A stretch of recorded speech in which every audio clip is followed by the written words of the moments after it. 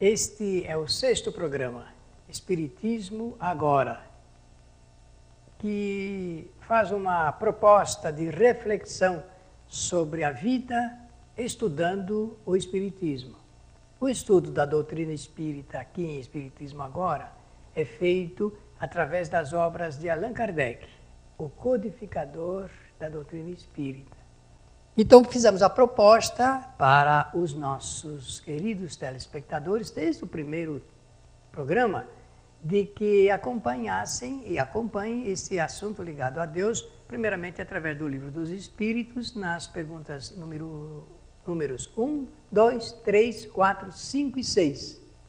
Do livro A Gênese, de Allan Kardec, também no seu capítulo número 2, que ele elabora, estuda, examina uma tese sobre Deus, e no livro Obras Póstumas.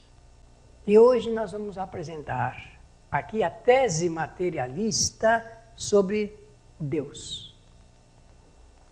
Então vamos começar. Como é que se apresenta a tese materialista sobre a não existência de Deus? Dois caminhos. O primeiro é de uma frase que diz: Deus não existe, e ponto final. Esse é um dos caminhos da tese materialista, materialismo histórico, da não existência de Deus. O segundo caminho é este, fazendo uma afirmação em contraposição ao que a religião apresenta. Então o materialista diz: Deus, segundo a religião, é o criador de todas as coisas e do nada as tirou. Como as religiões não aceitam a teoria da evolução, tudo obedece a ensinamentos absolutamente rígidos. Esse absolutamente rígido significa ensinamentos dogmáticos. Do nada não se tira nada. Não é possível dizer, afirmar que Deus, para criar as coisas, tirou do nada essas coisas. Ora, diz a tese materialista, como admitir a ideia de Deus para criar tudo o que existe e se extraiu tudo do nada? Parece um jogo de palavras, não parece? Mas não é, porque dogmaticamente é assim que é ensinado religiosamente. Se não tirou do nada, é porque algo havia antes, então não houve criação. Porque se foram criadas as coisas conforme a religião e de algum lugar saiu, e se negar a ideia de que não tirou do nada, então não houve criação alguma. As coisas já existiam. Mas é um pensamento filosófico do materialismo. Se Deus existe, então ele deve ser ativo. Pois um Deus inativo não é Deus, é um simulacro de Deus. Um Deus inativo, não operoso, é um Deus preguiçoso. É textual isso. É um Deus inútil e, portanto, absolutamente desnecessário. Nem é preciso ter a ideia da sua existência a partir do momento em que ele realmente não se mostra operoso e é, segundo a concepção filosófica, preguiçoso e inútil. Dessa forma, desnecessário.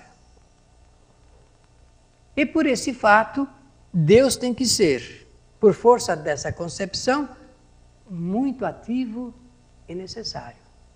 Isto é, tem que produzir sempre, porque se não produzir sempre, ele não será Deus ativo.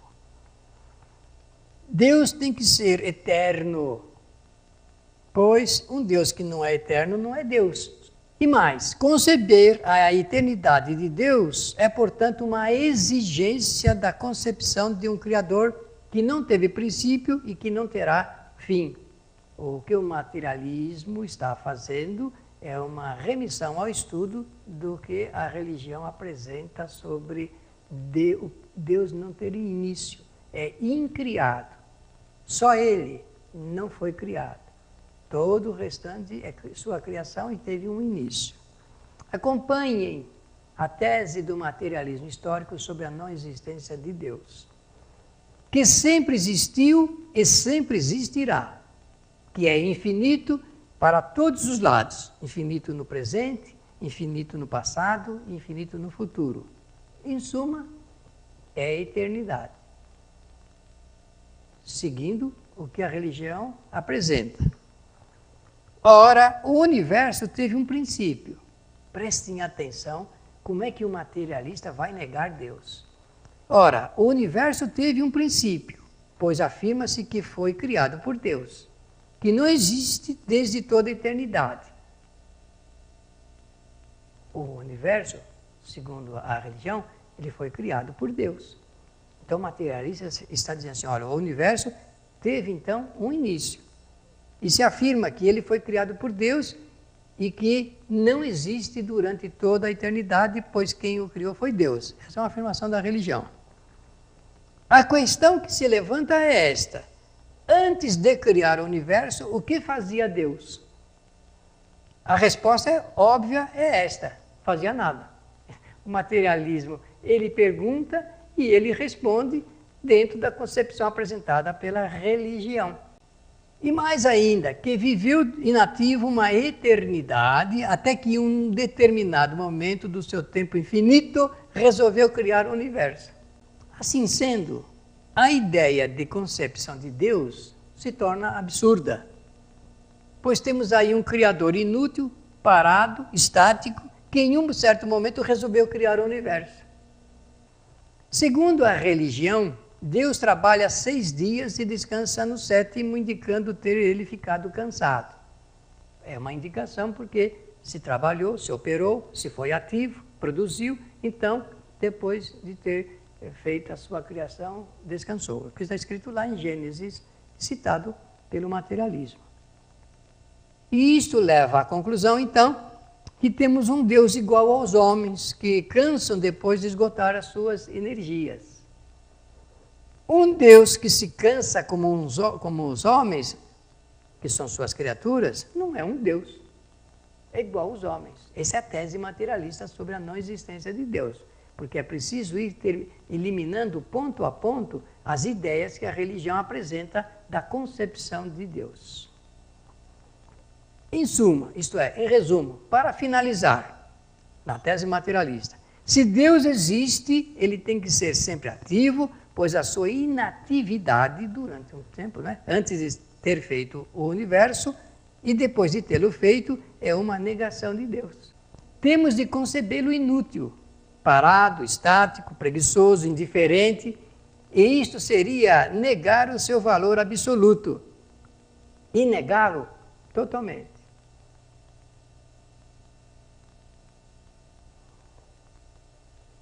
De duas uma, diz a tese materialista. Ou se aceita que Deus criou o mundo e o universo e dessa forma aceitá-lo inativo em um momento do infinito dos tempos, ou ter que negar que tenha sido ele o criador do universo. Em ambos os casos, teremos negado a Deus, concluindo logicamente pela sua inexistência. É assim que o materialista apresenta a sua tese da não existência de Deus.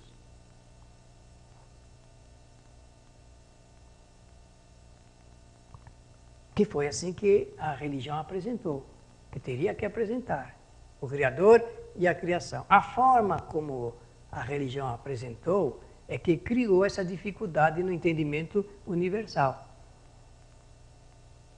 Até porque nós temos que saber de Deus e não crer em Deus. Acreditar não é saber. E quando se fala a palavra saber, significa passar pelo crivo da razão.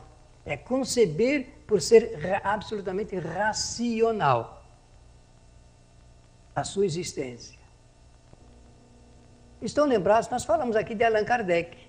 E ele discursa então a respeito de que Deus não se mostra. Ele se revela através da sua obra. Um dos pontos mais interessantes do confronto da tese espírita frente ao materialismo é diz respeito às leis naturais.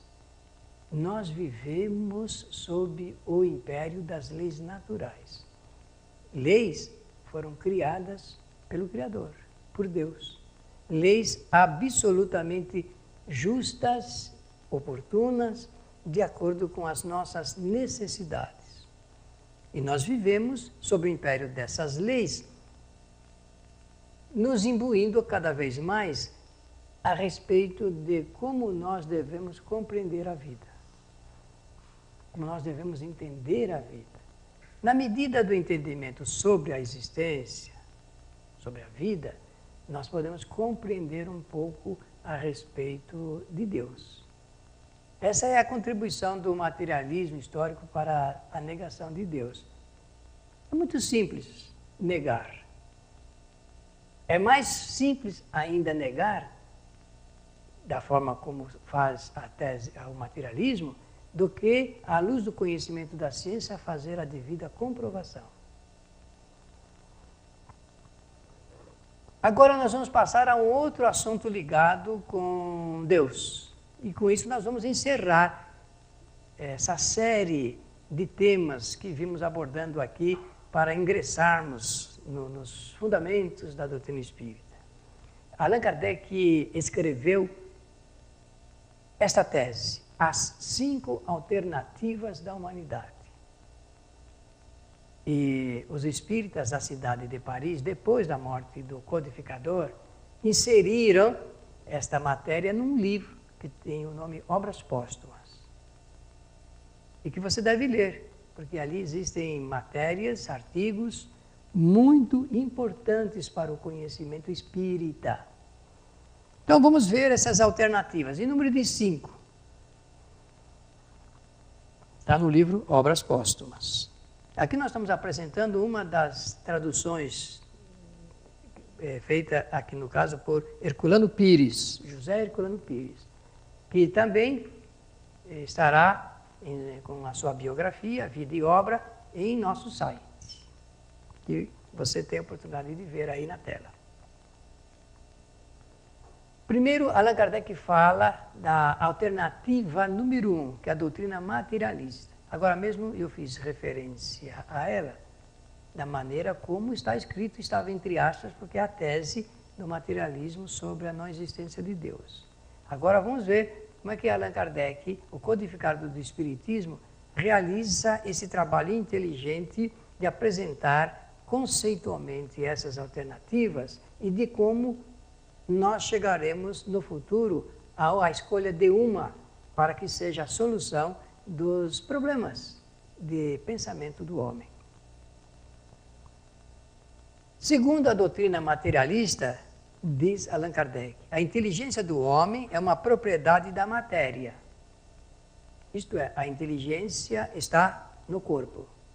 Quase sempre a referência é que está no crânio. Nasce e morre com o organismo. Mas nós vamos agora dar uma parada, fazer o nosso intervalo. Apoio cultural.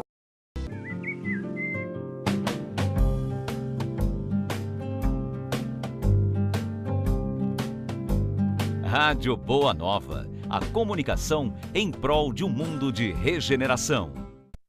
Os livros citados neste programa podem ser adquiridos na Mundo Maior Editora. Acesse mundomaior.com.br.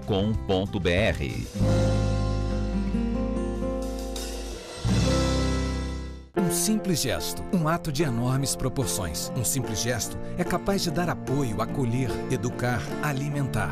Um simples gesto traz com ele benefícios incalculáveis. Um simples gesto contribui para realizar o bem.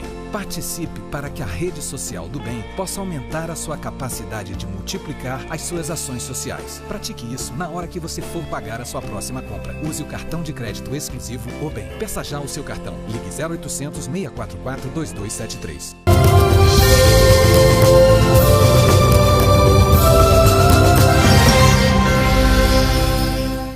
As consequências desse pensamento, diz Allan Kardec. Número 1. O que importa é somente a vida material. Se não existia antes e não vai existir depois, tem que aproveitar tudo agora. e gozar a vida da melhor forma que puder. Segundo, com a morte se rompem todos os laços morais. Eles existem, sim, do ponto de vista da ética, porque moral é regra de relacionamento. Mas depois que morre, se rompe tudo isso. Não existe relacionamento ético e moral entre as criaturas. Segundo o materialismo, não há nenhum tipo de débito, de cobrança e de pagamento das relações morais entre os seres, depois da morte física. A terceira consequência, lembrada por Allan Kardec, é essa que está na tela. As misérias da vida não têm nenhuma compensação. Portanto, sofreu, de nada valeu. Segundo a teoria materialista. O suicídio, então, diz o materialista, deve ser o fim racional e lógico da existência para acabar com os sofrimentos. Não existe nada depois da morte física, então não há o que temer. Ninguém vai ser cobrado de nada. Essa é a tese do materialismo. Conforme nós sabemos, o espiritualismo rompe com essa ideia do materialismo, fazendo um trabalho de informação sobre a valorização da vida integral, inclusive para depois da morte. E entende que esse é um fenômeno ligado com o aspecto espiritual que precisa, além da compreensão, muito tato para trabalhar esse assunto ligado com o suicídio. A quinta consequência apresentada por Allan Kardec nessa tese sobre as 5 alternativas da humanidade diz respeito à inutilidade de qualquer constrangimento para vencer as más inclinações. A quinta alternativa, a consequência é: cada um deve viver somente para si o melhor que puder. E a sexta consequência é a estupidez, que é a estupidez contrariar-se e sacrificar comodidades e bem-estar por amor a outrem. Porque cada um tem que cuidar de si mesmo, segundo o materialismo. A segunda doutrina apresentada nas alternativas escritas por Allan Kardec é a doutrina panteísta, da qual nós falamos em nosso programa anterior.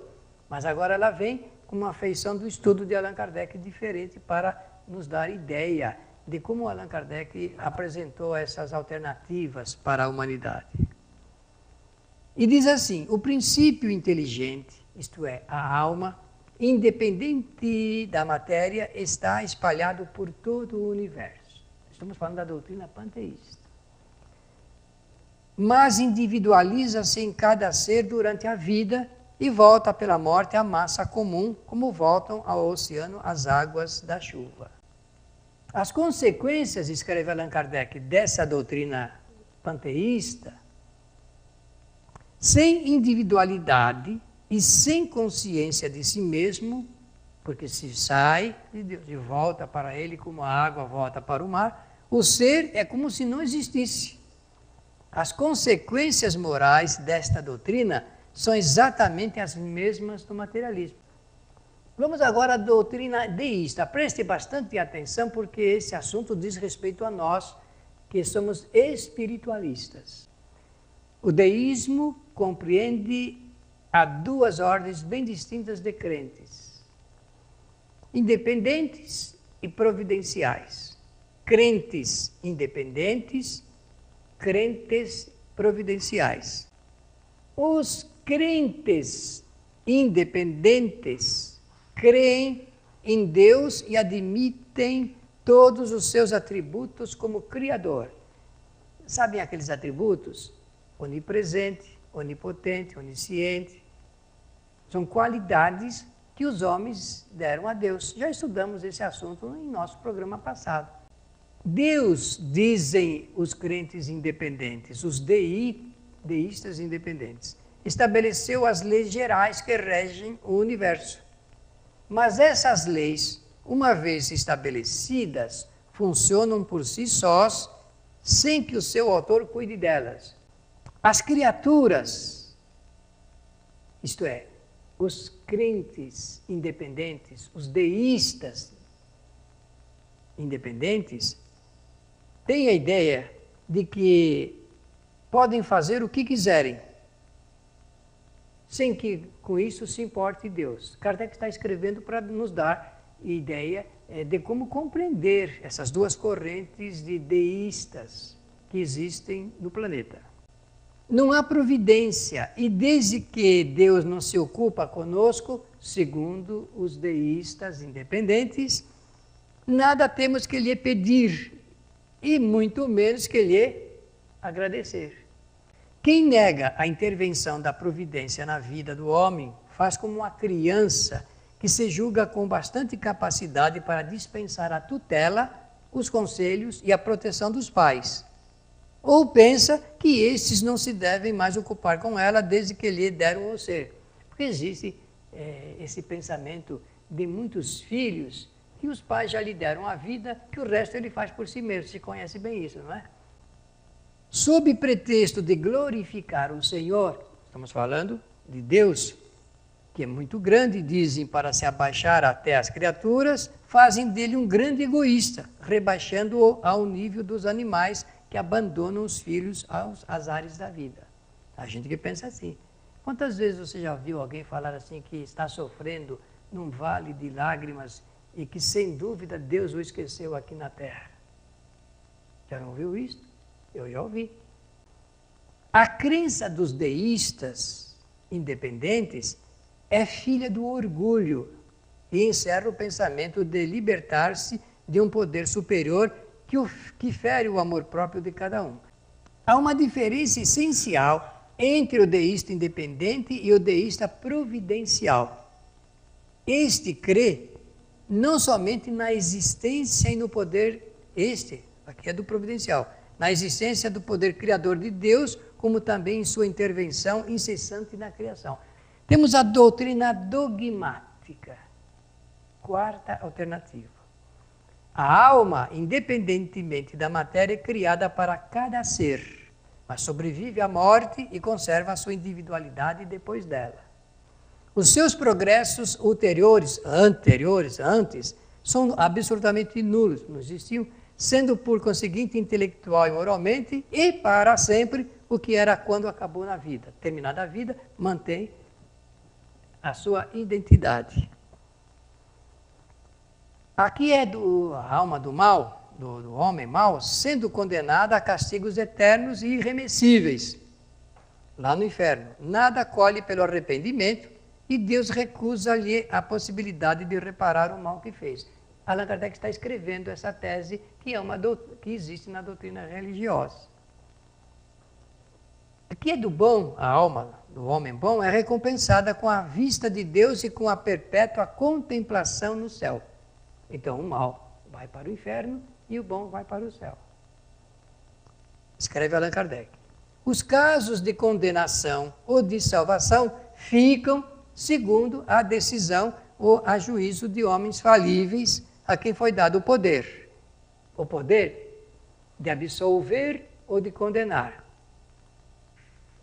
Se a esta última proposição se objetar, que Deus julga em última instância, isto é, se não conseguir receber a absolvição ou a condenação pelo homem, então cabe a Deus, o Criador, julgar. A doutrina dogmática deixa sem solução os seguintes e graves problemas. Primeiro, qual é a origem das disposições inatas, intelectivas e morais que fazem os homens nascer bons ou maus, inteligentes ou ignorantes? Perguntas feitas por Allan Kardec. Segundo, qual o destino dos que morrem na infância? Por que hão de ser recompensados sem nenhum bem terem feito, ou hão de ser privados da felicidade perfeita se terem feito o mal? Porque hão de alcançar a bem-aventurança sem o trabalho a que estão sujeitos os outros por longos e longos anos? Porque hão de ser recompensados sem nenhum bem terem feito, ou hão de ser privados da felicidade perfeita sem terem feito o mal? Qual o destino dos loucos e dementes que não têm consciência dos seus atos? Para o Espiritismo, então, o princípio inteligente é independente da matéria. A alma individual preexiste e sobrevive à morte do corpo físico. O ponto de partida é o mesmo para todas as almas, sem exceção. Todas são criadas simples, ignorantes e estão submetidas à lei do progresso indefinido, permanente. Nada de criaturas privilegiadas ou mais favorecidas que as outras. Os anjos são almas elevadas à perfeição depois de terem passado como as outras por todos os graus da inferioridade. Interessante pensar nessa matéria desta forma. Os espíritos progridem mais ou menos rapidamente em virtude do seu livre-arbítrio e também na medida do seu trabalho, do seu esforço, agindo com a sua vontade. O espírito progride no estado corporal e também no estado espiritual. Lembra-se que eu usei a palavra erraticidade ainda hoje aqui? Aquele, porém, lhe é necessário até que tenha alcançado determinado grau de perfeição. Aquele que é o estado corporal. A gente reencarna, o espírito reencarna tantas quantas forem as vezes necessárias até aprender e a chegar num estágio que seja possível passar por um outro campo de situação. O espírito evolui pelo trabalho a que é sujeito pelas próprias necessidades e adquire, por esse trabalho, conhecimentos práticos especiais. Sendo insuficiente uma única existência corpórea para adquirir todas as perfeições, reencarna tantas quantas lhes é necessário, trazendo, quando se reencarna, o adiantamento adquirido nas anteriores existências e também o que aprendeu em estado de erraticidade ou na vida espiritual. Esta é a nossa contribuição para você aqui em Espiritismo Agora, para as reflexões sobre o tema. Nós encerramos essa parte sobre Deus. No próximo programa, falaremos sobre a criação, espírito e matéria. Pela sua atenção, muito obrigado e até a próxima semana.